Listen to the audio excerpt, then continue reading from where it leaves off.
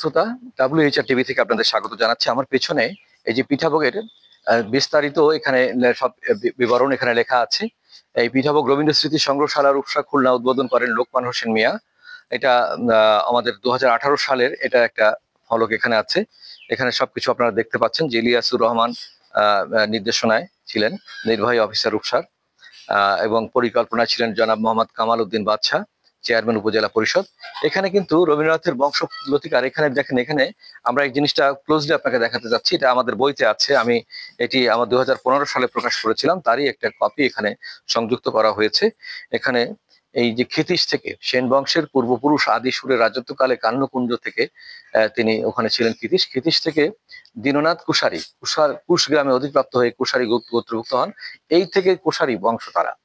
এই দীননাথ কুশারীর থেকে তাদের যে তারানাথ কুশারী, বা আপনার কুশগ্রাম থেকে পিঠাভোগে তারা এসে বসবাস করেন রামগোপাল কুশারী।